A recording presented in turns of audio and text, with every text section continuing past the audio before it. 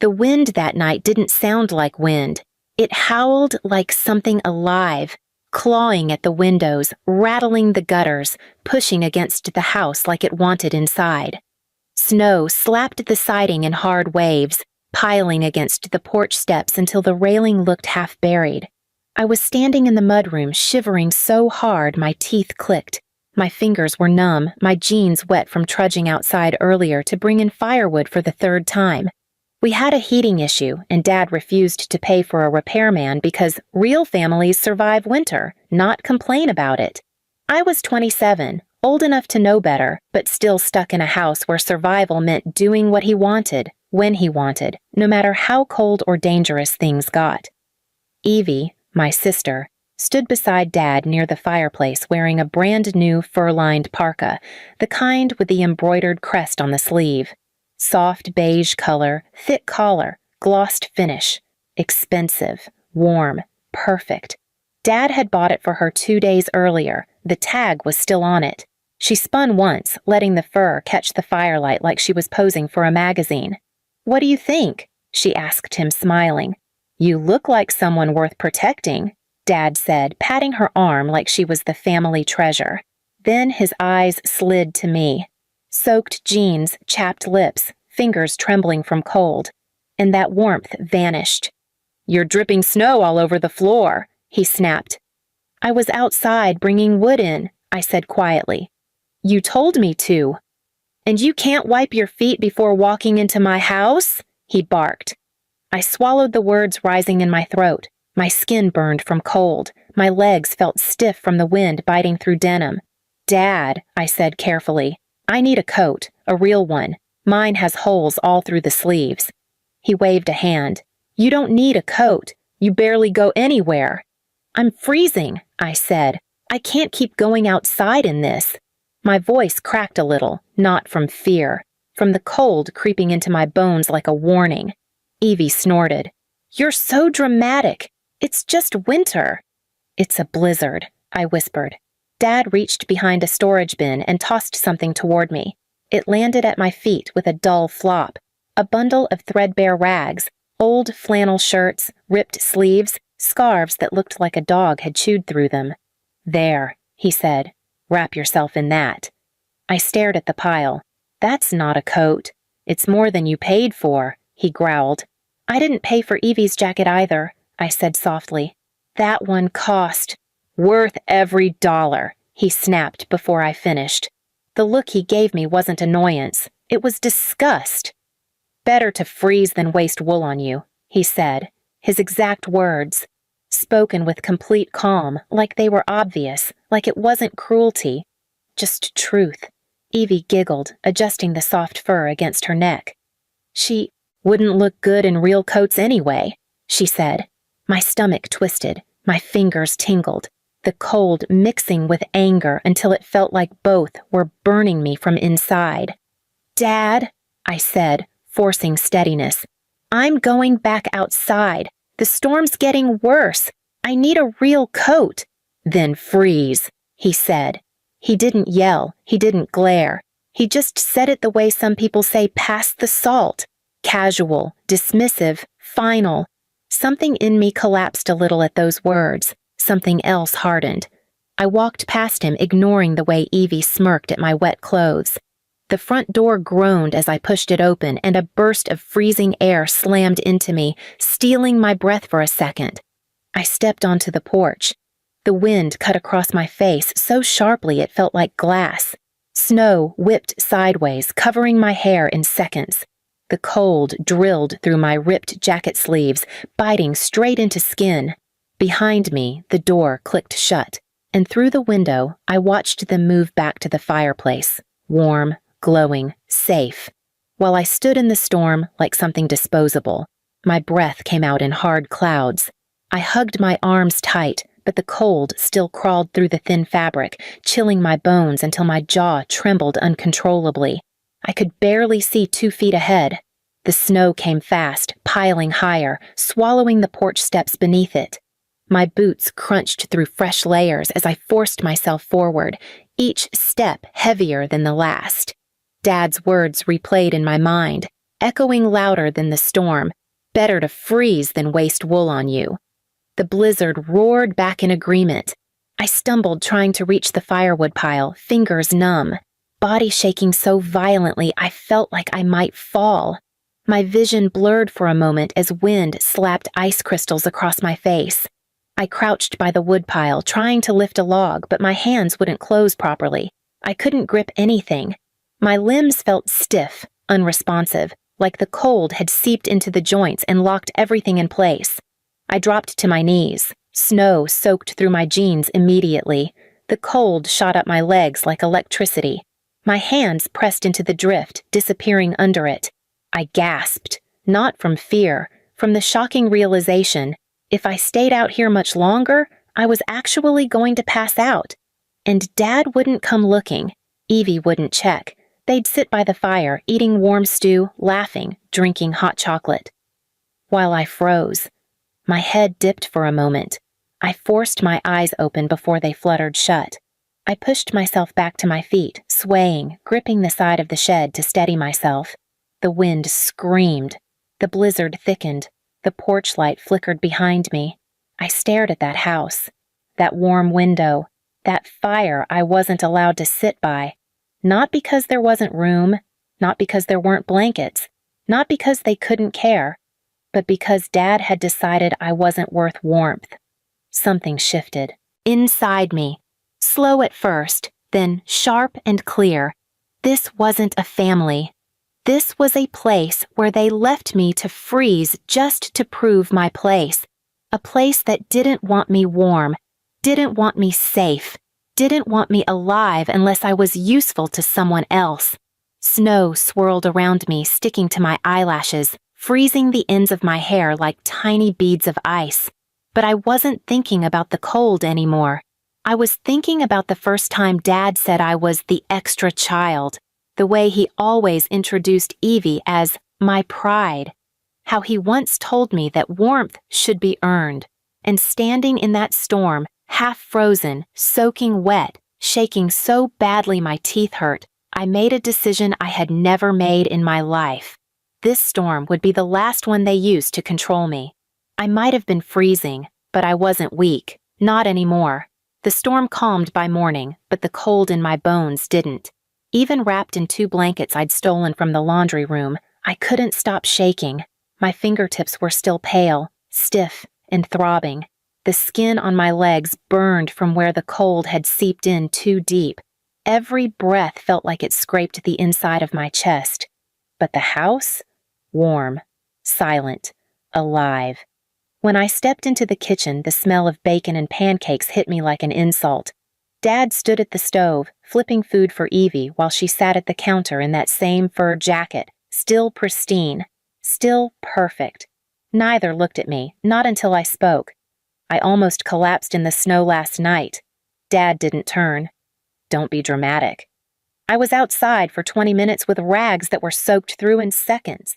He shrugged, sliding eggs onto Evie's plate. You should have moved faster. Evie snickered, stirring her hot chocolate. Or grown thicker skin. My jaw tightened. I stared at the steam rising from their plates. Real warmth. Just inches from them, miles from me. You wouldn't even open the door, I said. My voice cracked, not from fear this time, but from something sharper. Clarity. Dad finally turned, wiping his hands on a towel like a king dismissing a peasant. You want a better coat? He asked. His tone wasn't curious. It was mocking. I didn't answer. It's simple, he continued, leaning against the counter. Get a real job, pay your own bills, buy something yourself. Stop looking at me like I owe you anything. You owe me the same humanity you give her, I said quietly. His face hardened. You aren't her, he snapped. You never have been. Evie smiled over her mug like that was the best compliment she'd ever received. I swallowed the burn in my throat. I brought in firewood for hours. I made sure the pipes didn't freeze. I kept the generator running. And, Dad said, raising an eyebrow, that's called doing your part. You're not owed a jacket for that. Then why does she get one? Evie chimed in without looking up. Because I don't whine. Dad smirked. There it is. And just like that, the truth shoved itself into the open. It didn't matter what I did. It didn't matter how cold I was. It didn't matter how hard I worked. They had decided what I was worth, and it wasn't much. I pulled out a chair and sat down slowly because my legs still felt weak. My hands trembled, both from the cold and from something else rising inside me. Dad, I said, I'm serious. I think I got mild frostbite. My skin is still numb. He rolled his eyes. You're fine. Don't fish for sympathy. I'm not. I held up my hand. The fingertips were still blotchy and ghost pale. Evie leaned forward, peering at them. Oh my God, she gasped. For a second, I thought maybe she cared. Then she grinned. Should have stayed inside. That's on you. Dad laughed. My stomach twisted. They didn't feel guilty. They didn't feel worried. They felt entertained. I stood up, pushing the chair back so it scraped the tile. You really don't care, I said. I could have passed out in the snow and you would have shrugged. Dad shrugged now. People toughen up or they don't. That's life. That's not life, I said. That's cruelty. He pointed at me with his fork. Cruelty is expecting special treatment when you bring nothing to the table. You're lucky you even have a roof. Evie chimed in. Honestly, Dad, she should just move out if it's so terrible. He laughed harder. Move out? She couldn't survive a week. Their voices blended. Superiority, mockery, coldness. The same pattern I'd ignored for years. But now it landed differently. Because last night wasn't just abuse. It was proof. Proof that staying here meant gambling with my life. I picked up the threadbare rags Dad had thrown at me the night before. They still smelled like mildew and cold. I dropped them on the counter in front of him. I'm done, I said. He frowned. Done with what? With this house. With you deciding if I freeze or not. With you deciding what I'm worth. Evie snorted. Good luck out there. Dad crossed his arms. You walk out that door, don't come back. I walked out into a blizzard last night, I said, and none of you came looking. That silenced them. For one small second, they had nothing to say. Then Dad muttered, Don't exaggerate. You weren't dying. I could have been. But you weren't, he snapped. So stop fishing for sympathy. You're fine. That was the moment I realized something important. They didn't want me alive. Not dead either. Just useful. Useful enough to bring firewood. Useful enough to run errands. Useful enough to be blamed when something went wrong. Warmth, care, safety, that was for Evie.